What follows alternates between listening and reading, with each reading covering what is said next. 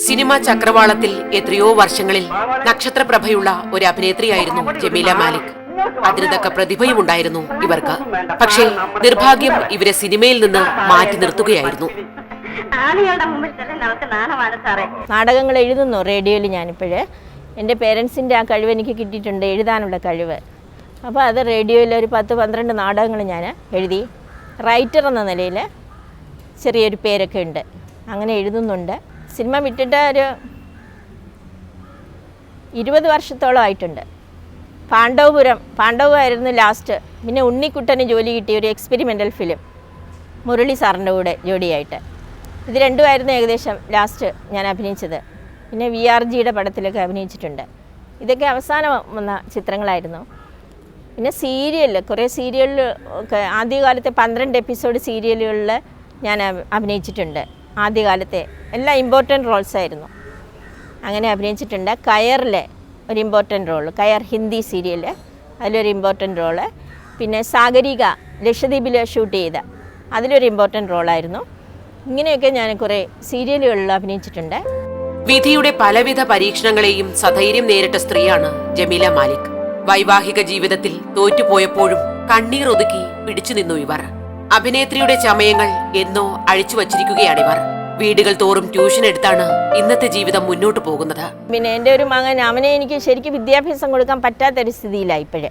ഇപ്പോൾ അവന് പഠിക്കണമെന്നുണ്ട്, ഗ്രാജുവേറ്റ് ആയെങ്കിലും അവനൊരു നല്ല വിദ്യാഭ്യാസം, ഒരു ടെക്നിക്കലായിട്ടും ഒക്കെ ഇങ്ങനെ പഠിപ്പിക്കാനുള്ള സാമ്പത്തിക ശേഷി എനിക്കില്ല. പിന്നെ ജീവിതം കഴിഞ്ഞു പോകുന്നു, ഈ ട്യൂഷൻസൊക്കെ കൊണ്ട് ജീവിതം കഴിഞ്ഞു പോകുന്നു എന്ന് പറയാം. അതിന് പഠിപ്പിക്കാൻ നല്ലൊരു എമൗണ്ട് വേണം. ഒരു മോനേ ഉള്ളൂ. പിന്നെ എൻ്റെ സഹോദരൻ എന്നെ സാമ്പത്തികമായിട്ട് ചെറുതായിട്ടൊക്കെ ഹെൽപ്പ് ചെയ്യുന്നുണ്ട്. അമ്മ സംഘടനയിൽ ഞാനിപ്പോൾ കഴിഞ്ഞ വർഷം മുതൽ മെമ്പറാണ്. അതുകൊണ്ട് അവരുടെയും സാമ്പത്തിക സഹായം എനിക്കിപ്പോൾ കിട്ടാൻ തുടങ്ങിയിട്ടുണ്ട്. പിന്നെ ഇൻഷുറൻസിലുമൊക്കെ ചേർത്തിട്ടുണ്ട്. അതുകൊണ്ട് ഇപ്പോഴേ പക്ഷേ അവന് പ്രോപ്പറായിട്ടുള്ള ഒരു വിദ്യാഭ്യാസം, അവനിപ്പോഴും പഠിക്കണമെന്നുണ്ട്. പ്രോപ്പറായിട്ട് അവന് വിദ്യാഭ്യാസം കൊടുക്കാൻ സാധിക്കുന്നില്ല. ഇവനാണ് എൻ്റെ മകൻ. ഇവൻ്റെ പേര് അൻസർ മാലിക് മുഹമ്മദ്. BA കഴിഞ്ഞിട്ട് തുടർന്ന് പഠിക്കണമെന്നുണ്ട്. ഇപ്പോഴേ അറ്റ് പ്രസൻറ്റ് വെറുതെ നിൽക്കുകയാണ്. പിന്നെ ഉള്ളിൽ കലാകാരനുണ്ട്, ഇടയ്ക്ക് പാടുകയൊക്കെ ചെയ്യുമായിരുന്നു. പക്ഷേ ഇപ്പോൾ ഒന്നും ചെയ്യുന്നില്ല. ഒരു മൂകതയാണ് ആളിന്. എനിക്ക് ഐഡൻറ്റിഫൈ ചെയ്യാൻ പറ്റുന്നില്ല. വരയ്ക്കാനും ഒക്കെ കഴിവുണ്ട്, പിന്നെ ഒരു കലാഹൃദയവും ഉണ്ട്. പക്ഷേ ഇവന് വിചാരിച്ചതുപോലെ മുമ്പോട്ട് നീങ്ങാൻ പറ്റാത്തതുകൊണ്ടായിരിക്കും.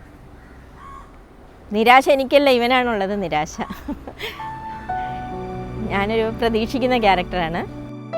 സിനിമ ആകാശം നഷ്ടപ്പെട്ടപ്പോഴും അഭിനയം ഉപേക്ഷിക്കാതെ കുറെ കാലം കൂടി ജമീല കലാരംഗത്ത് തുടർന്നു. മിനി സ്ക്രീനിലൂടെയും റേഡിയോ നാടകങ്ങളിലൂടെയുമൊക്കെ ആസ്വാദക സദസ്സിന് മുന്നിലെത്തിയിരുന്നു ഇവർ. നല്ല അഭിനേത്രി എന്നതുപോലെ തന്നെ നല്ലൊരു എഴുത്തുകാരിയുമാണ് ജമീല. എല്ലാ കാലത്തും കാര്യങ്ങൾ ഇങ്ങനെ നടന്നു പോകുന്നു എന്നല്ലാതെ പിന്നെ ആംബിഷൻസ് ഉണ്ടല്ലോ വ്യക്തികൾക്ക്.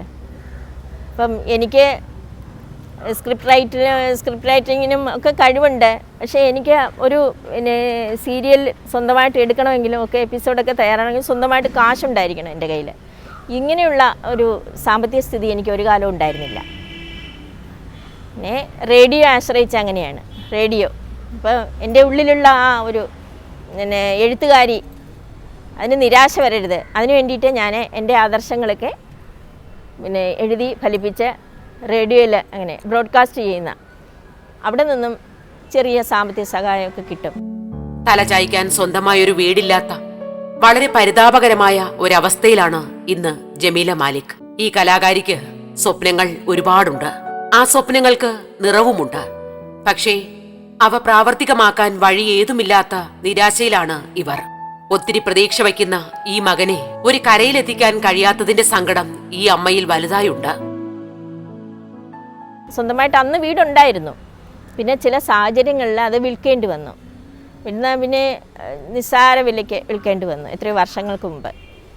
ഇപ്പോഴേ അന്ന് മുതൽ വാടക വീടുകൾ തന്നെയാണ്. എല്ലാ മദ്രാസിലായാലും ശരി, ഇവിടെ ആയാലും ശരി, വാടക വീടുകൾ. ഇപ്പോൾ ഒരു പേയിങ് ഗസ്റ്റായിട്ട് ഒരിടത്ത് താമസിക്കുന്നു. ഇതിൽ ഏറ്റവും വലിയ ബുദ്ധിമുട്ടെന്ന് പറഞ്ഞാൽ സ്വന്തമായിട്ട് വീടില്ലാത്തവർക്ക് ഒരു ഐഡൻറ്റിറ്റി കാർഡ് തിരിച്ചറിയൽ കാർഡൊക്കെ ഉണ്ടാക്കാൻ വളരെ പ്രയാസമാണ്.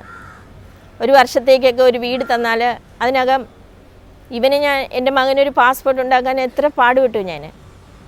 ഒരിടത്ത് 2 വർഷം താമസിച്ച് പിന്നെ വീട്ട് എന്താ അതിന് പറയുന്നത്, പത്രം അതൊക്കെ പ്രസൻറ്റ് ചെയ്ത് ഒരുപാട് ബുദ്ധിമുട്ടിയാണ് അവനൊരു പാസ്പോർട്ട് തന്നെ തയ്യാറാക്കിയത്.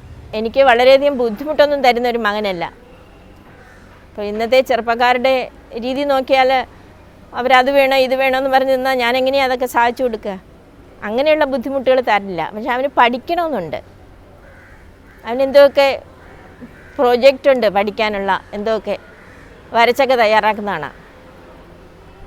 പക്ഷെ ഞാനത് ശ്രദ്ധിച്ചില്ലെന്ന് നടിക്കുകയാണ്. അല്ല, അവനെ ഫോഴ്സ് ചെയ്ത് എൻ്റെ അടുത്ത് വന്നാൽ എനിക്കതിൽ അവനെ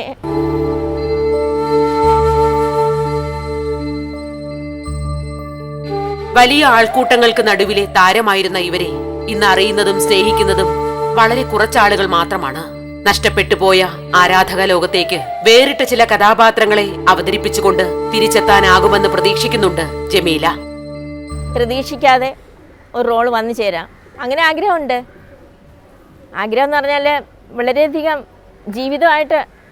ജീവിതത്തിലേക്ക് ഇറങ്ങിയിട്ട് പിന്നെ ഒരു അഭിനയം എന്ന് പറഞ്ഞത് അഭിനയമല്ലേ, ഇതെൻ്റെ ജീവിതത്തിൽ തന്നെ ഞാൻ വളരെയധികം എക്സ്പീരിയൻസ് നേടിയ ഒരു ക്യാരക്ടറാണ്.